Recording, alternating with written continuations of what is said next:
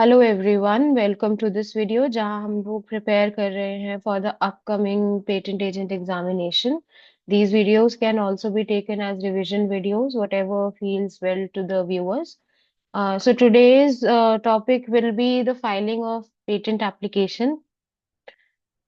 किसी भी patent application को जब आप अप्लाई करते हैं एट द पेटेंट ऑफिस, उसके लिए क्या क्या रिक्वायरमेंट्स होते हैं, क्या क्या प्रोसीजर होता है, ऑफिस में क्या क्या चीजें होती हैं, वो सारी चीजें हम इस चैप्टर में पढ़ेंगे.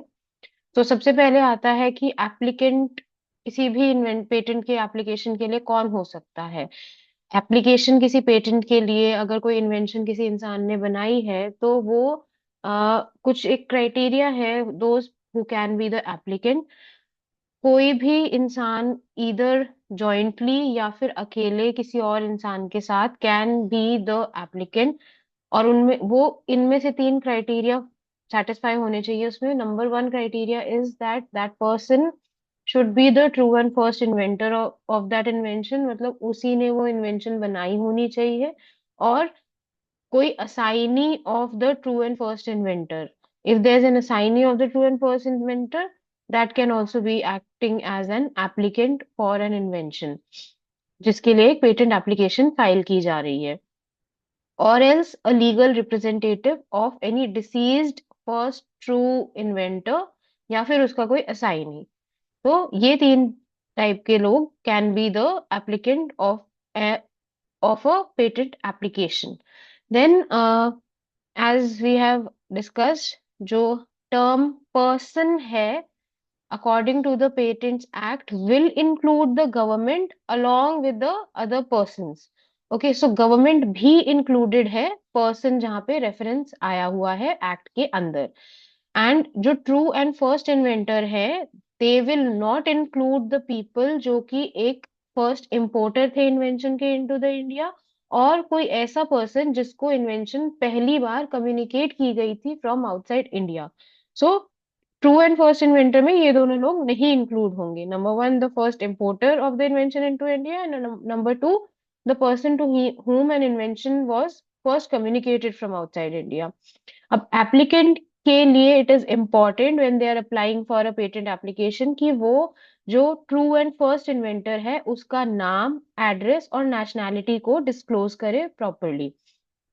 और असाइनी की अगर बात करें, they can be a natural person या कोई लीगल पर्सन, जैसे कि registered company, small entity, startup हो गया, रिसर्च ऑर्गेनाइजेशन हो गई, और एक एजुकेशनल इंस्टीट्यूट हो गया, या फिर it can also be the government. अब जिस केस में इन्वेंटर्स जो हैं they are not the applicant, तो उस केस में हमें प्रूफ ऑफ राइट प्रोवाइड करना होता है किसी भी पेटेंट के एप्लीकेशन के लिए, जो कि प्रोवाइड किया जाता है in the form of form one. Form one के फॉर्म में आप प्रूफ ऑफ राइट प्रोवाइड करते हो in case inventor are not the applicant. ठीक है, तो इसमें क्या होता है कि ये एक एंडोर्समेंट होता है. फॉर्म वन के अंदर एक पैराग्राफ, अप्रोप्रिएट पैराग्राफ रहता है जिसके थ्रू ये जो इन्वेंटर है, it he says, he gives an assignment in favour of the applicant कि that is the proof of right कि this person is the applicant. So it does not matter if the if application is convention application or a national phase application, हमें proof of right देना होता है. And जो proof of right है, it has to be filed either with the filing during, मतलब जब आप file कर रहे हो पेटेंट एप्लीकेशन, या फिर उसको within 6 months from the date of the patent, within 6 months from the date of filing of patent application in India. तो उस केस में आपको प्रूफ ऑफ राइट देना होता है. नेचुरल पर्सन में विल इंक्लूड इंडिविजुअल या फिर कोई ग्रुप ऑफ इंडिविजुअल. और जहां पे मेंशन है अदर देन नेचुरल पर्सन, उसके अंदर इंक्लूजन होगा एक रजिस्टर्ड कंपनी का, एक स्मॉल एंटिटी का, स्टार्टअप का, रिसर्च ऑर्गेनाइजेशन का, एजुकेशन इंस्टीट्यूट का, या फिर गवर्नमेंट का. अब नेक्स्ट जो है, ये आपका लीगल रिप्रेजेंटेटिव की बात आ जाती है कि लीगल रिप्रेजेंटेटिव वो इंसान रहेगा जो कि इन लॉ, मतलब लॉ के अंदर will be present representing the state of a deceased person, a person who has been, जिसका डिमाइस हो गया है, उसका जो रिप्रेजेंटेटिव होगा वो is the legal representative. And उस पर्सन को भी प्रूफ ऑफ राइट फाइल करने की जरूरत होगी, so that he can represent the deceased person in this case. ठीक है, नेक्स्ट हम लोग आते हैं कि प्रोसीजर जो फॉलो किए जाने चाहिए in case there is a substitution of applicant, this will be according to section 60, और इसमें हमारा फॉर्म 6 के थ्रू होता है।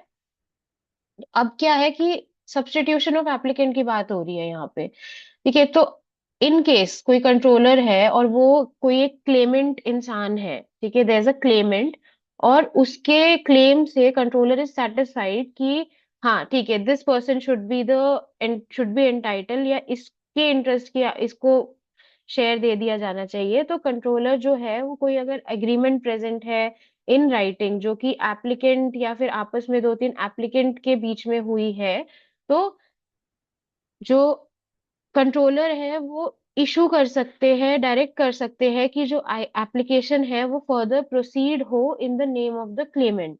तो बेसिकली यहाँ पे यही चीज लिखी गई है कि अगर controller is satisfied with the claim कि किसी एग्रीमेंट या असाइनमेंट जो राइटिंग में की गई है between made by the applicant और वन ऑफ द एप्लीकेंट, कि जो क्लेमेंट है they will be entitled, and in case the patent was granted they will be entitled to, or to the interest of the application, to an undivided share of the patent। तो controller जो है they may direct the application to proceed in the name of the claimant, and आपका जो either it can be just the name of the claimant, or it can be in the name of claimant and the applicant or the other joint, agar in case of more applicants hai to other joint applicants, this is solely at the discretion of the controller what he decides। however जो ये claim करना है कि भाई entitlement है हमारे patent application का, वो चीज before grant की जानी चाहिए, and it should be made in form 6 before the controller। And ऐसा कोई डायरेक्शन नहीं दिया जाएगा in except after the consent of the other joint applicants. ठीक है, जो कंट्रोलर आपको डायरेक्शन दे रहा है कि हाँ जो पेटेंट एप्लीकेशन है it has to proceed in the name of claimant, तो वो तब तक नहीं दी जाएगी जब तक हमारे पास दूसरे जॉइंट एप्लीकेंट्स की कंसेंट ना हो। तो it has to happen through consent। ठीक है, अब ओरिजिनल असाइनमेंट और एग्रीमेंट जो था between the applicant and the Clement of the entitlement of this patent application, they have to submit an official copy या फिर notarized copy before the controller। तो वो जब inspection करेगा उसके basis पे he will decide for to give or not give the direction। and controller और भी proof मांग सकता है which can include the proof of title or any written consent। अब इस केस में कंट्रोलर, अच्छा अब यहाँ पे तो कंट्रोलर ने इशू कर दी है इस केस तक, अब किस किस केस में कंट्रोलर नहीं इशू करेगा ऐसी कोई डायरेक्शन।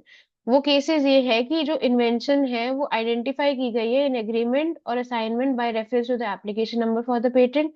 ठीक है, फिर उसके बाद एक देयर इज एन असाइनमेंट और agreement produced by the person to whom it was made, जिससे ये इंडिकेट होता है कि the assignment or agreement relates to the invention in respect of which the application was made।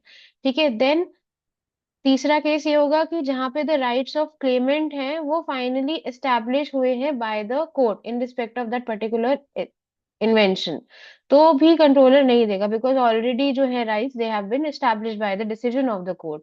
Then final case में controller has to take before hearing, या ऐसे दोनों disputed parties के बीच में वो एक प्रोसीडिंग्स के अकॉर्डिंग हियरिंग को करेंगे, then controller can take the decision whether or not to give such direction or not.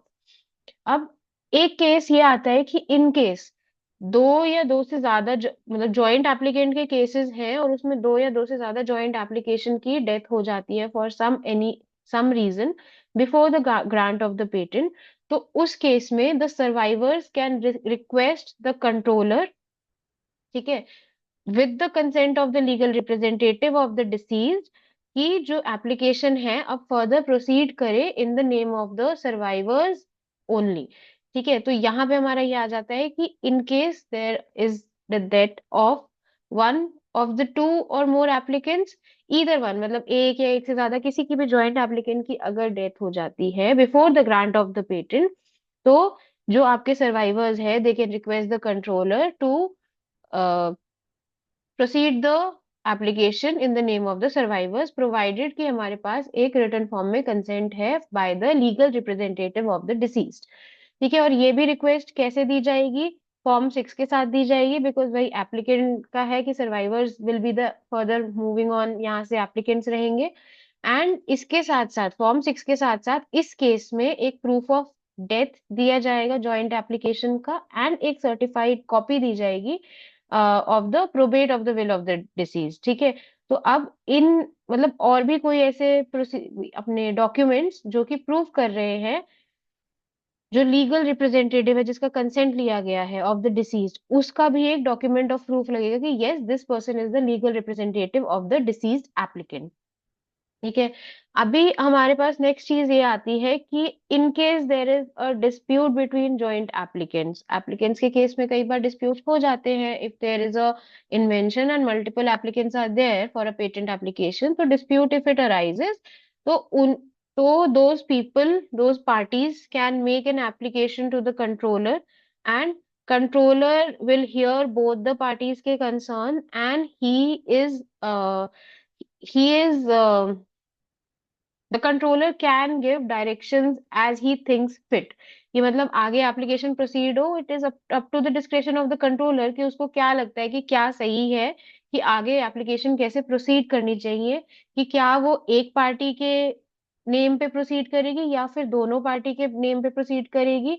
जैसा भी केस होगा उसके according controller can make the decision. ठीक है, तो अगेन सेम फॉर्म 6 के थ्रू ये एप्लीकेशन करनी है in case there is a dispute, and इसके साथ साथ हमारे इनको क्या नाम है, आपके इन्वेंटर्स को, एप्लीकेंट्स को, they have to give a statement जिसमें सारे फैक्ट्स होंगे, जिसपे ये applicant is relying and he seeks the direction of the controller. ठीक है, तो both the copies will be, applicant will be sending the copy to the controller, and a copy of the application will be sent by the controller to all the joint applicants that are involved in this particular dispute. Then comes the part of jurisdiction of patent offices. जब हम jurisdiction की बात करते हैं, we know that the patent office, the Indian patent office has territorial jurisdiction in respect of any patent application that is made. अब territorial jurisdiction क्या है, हमें पता है इंडियन पेटेंट ऑफिस 4 लोकेशन से फंक्शन करते हैं, Kolkata, Delhi, Chennai and Mumbai. Territorial jurisdiction ये इम्प्लाई करती है कि जो पर्टिकुलर इंडियन पेटेंट ऑफिस है, लेट से कि दिल्ली का ऑफिस है, तो उसके jurisdiction के अंदर कौन कौन से स्टेट्स आएंगे, कि वहां वाला ऑफिस, दिल्ली का इंडियन पेटेंट ऑफिस कौन से स्टेट्स के एप्लीकेशन को प्रोसेस करेगा।